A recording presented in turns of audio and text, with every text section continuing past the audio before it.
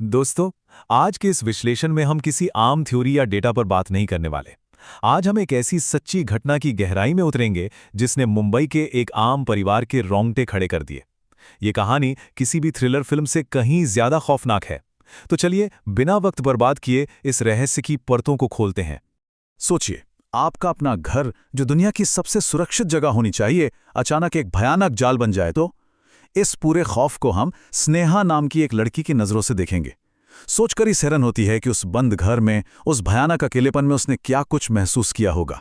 इस पूरी कहानी की शुरुआत होती है इस एक नंबर से, 80 लाख रुपए। हुआ यूं कि स्नेहा के पिता का ड्रॉप शिपिंग का बिजनेस अचानक से चल पड़ा, लेकिन तभी एक गड़बड़ हो गई। उनके मकान मालिक ने उन्हें सिर्फ 10 दिन के अंदर घर खाली करने का अल्टीमेटम दे दिया। इतनी हड़बड़ी में उन्हें मुंबई के थोड़ा बाहर एक बहुत बड़ा, पूरी तरह से सजा सजाया 2 मंजिला घर मिल गया, और कीमत सिर्फ 80 लाख। अब आप खुद सोचिए, जिस घर की असली कीमत 2 करोड़ रुपए हो, वो आपको 80 लाख में क्यों मिलेगा? हम सब ने थ्रिलर कहानियों में सुना है ना कि अगर कोई डील जरूरत से ज्यादा अच्छी लगे तो पक्का कुछ तो गड़बड़ है। लेकिन परिवार को लगा कि उनकी लॉटरी लग गई है। इस भारी डिस्काउंट के लालच में उन्होंने घर का कोई बैकग्राउंड चेक नहीं किया, बस तुरंत उसे खरीद लिया। परिवार नए घर में शिफ्ट तो हो गया और उन्होंने सोचा कि एक वास्तु शांति पूजा करवा लेंगे। लेकिन तभी सुबह 5 बजे एक बुरी खबर आई। स्नेहा की मौसी का अचानक निधन हो गया। आनन फानन में स्नेहा के माता पिता और उसका 17 साल का भाई राकेश अंतिम संस्कार के लिए निकल गए, और महज 15 मिनट के अंदर वो विशाल, एकदम अनजान सा घर, और स्नेहा वहां बिल्कुल अकेली, चारों तरफ सिर्फ एक अजीब सा सन्नाटा। और बस यहीं से शुरू होता है असली खौफ। अचानक दरवाजे की घंटी बजती है। बाहर स्नेहा का भाई राकेश खड़ा है। वो कहता है कि मम्मी पापा ने उसे वापस भेज दिया क्योंकि स्नेहा अकेली है।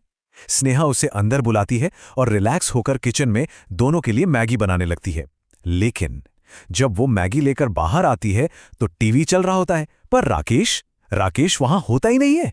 वो पूरी तरह से गायब हो चुका था। स्नेहा उस खाली घर में अपने भाई को आवाजें लगा रही है। वो देखती है कि टेबल पर रखी भाई के हिस्से की मैगी कोई खा चुका है। और तभी ऊपर की मंजिल से उस तीसरे बंद कमरे से एक आवाज गूंजती है, टप टप टप, जैसे कोई लगातार फर्श पर गेंद उछाल रहा हो। उस सन्नाटे में वो आवाज सीधे दिमाग पर वार कर रही थी। स्नेहा घबराते हुए उस आवाज का पीछा करने ऊपर जाती ही है कि तभी नीचे से एक बहुत जोरदार धमाका होता है। वो भागकर नीचे किचन में आती है और जो वो देखती है उसके होश उड़ जाते हैं। किचन एकदम खाली है, वहां परिंदा भी नहीं है, लेकिन पूरा फर्श टूटे हुए कांच के बर्तनों से भरा पड़ा है।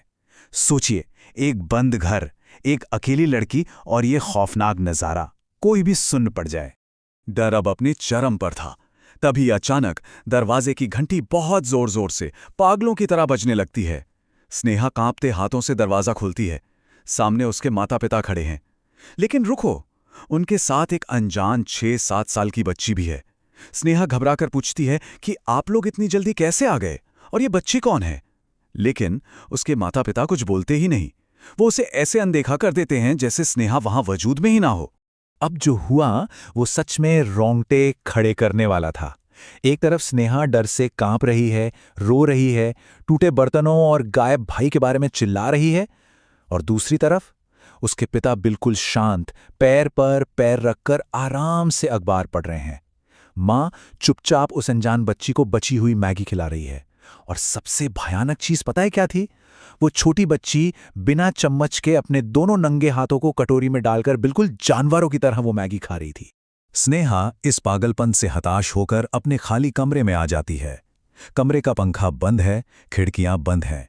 वहां हवा का कोई नामो निशान नहीं है। लेकिन तभी उसे अपनी गर्दन के ठीक पीछे एक ठंडी सी सांस महसूस होती है। हवा का एक बर्फीला झोंका, एकदम ऐसा जैसे कोई ठीक उसके पीछे खड़ा होकर उसकी गर्दन पर फूंक मार रहा हो। ये एक ऐसा पल था जिसने स्नेहा के खून को जमा कर रख दिया। और फिर अचानक उसी बंद तीसरे कमरे से भयानक चीखें आने लगती हैं। ये राकेश की आवाज है। वो तड़प रहा है। स्नेहा बेतहाशा भागकर उस कमरे का दरवाजा खोलती है। सामने उसका भाई बैठा है और एक बड़े से चाकू से लगातार अपने ही बाएं हाथ पर वार किए जा रहा है। छप छप छप, हर तरफ सिर्फ खून ही खून है। स्नेहा चीखती हुई नीचे भागती है। वो अपने माता पिता के सामने गिड़गिड़ाती है कि प्लीज भाई को बचा लो, लेकिन तभी उसकी माँ जोर जोर से हंसने लगती है। फिर उसके पिता हंसने लगते हैं, वो अनजान बच्ची भी हंसने लगती है, और तभी सीढ़ियों से वो खून से लथपथ उसका भाई नीचे आता है और वो भी उनके साथ मिलकर पागलों की तरह ठाके लगाने लगता है। स्नेहा भागने के लिए मेन डोर की तरफ लपकती है, पर दरवाजा पूरी तरह से लॉक है। वो सब एक साथ हंस रहे हैं और स्नेहा उस घर में कैद है। उस भयानक ठहाकों की गूंज के बीच अचानक स्नेहा का फोन बजता है। स्क्रीन पर फ्लैश होता है पापा। वो कांपते हाथों से फोन उठाती है और दूसरी तरफ से उसके असली पिता की आवाज आती है, बेटा हमें यहां थोड़ा और वक्त लगेगा। ये सुनते ही स्नेहा के पैरों तले जमीन खिसक जाती है। उसे समझ आ जाता है कि उसके सामने जो लोग खड़े हैं वो उसका परिवार नहीं, वो भयानक बहरूपिये हैं। वो बिना एक सेकंड सोचे दौड़कर किचन में घुसती है, किसी तरह जान पर खेलकर खिड़की से बाहर कूदती है और सीधे एक ऑटो पकड़कर अपने मामा के घर भाग जाती है। अगले दिन जब उस इलाके में इस बात की पड़ताल की गई तो उस मनहूस घर का असली और काला सच बाहर आया। पता चला कि वहां रहने वाला पिछला परिवार भारी कर्जे में डूब गया था।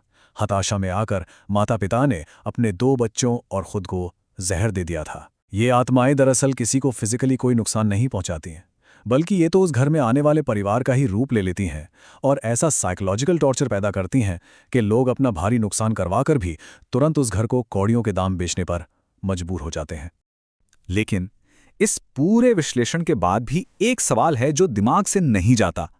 अगर उन आत्माओं का मकसद सिर्फ घर खाली करवाना ही था, तो डराने के तो और भी 1000 तरीके हो सकते थे ना। उन्होंने ठीक उन्हीं लोगों का चेहरा क्यों चुना जिनसे स्नेहा सबसे ज्यादा प्यार करती थी? क्या यह सिर्फ घर खाली करवाने की एक चाल थी, या फिर इंसानी दिमाग के सबसे गहरे डर को निशाना बनाने का कोई शैतानी तरीका? जरा सोचिएगा इस बारे में। आज के इस एक्सप्लेनर में बस इतना ही। मिलते हैं अगले रहस्य के साथ।